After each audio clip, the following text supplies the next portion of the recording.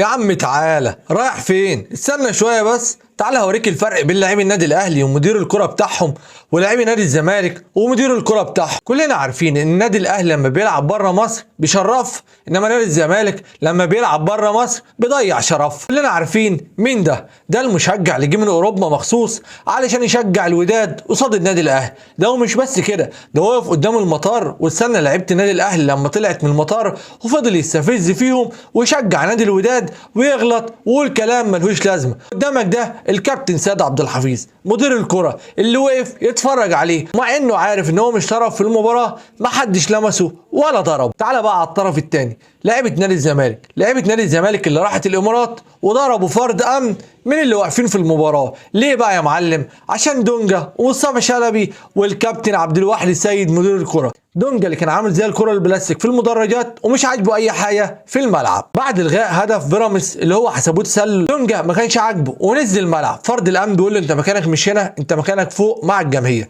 ازاي تقول لي دونجا كده؟ انت ما تعرفش دونجا مين؟ ده دونجا ده عندنا في مصر معاه حصانه.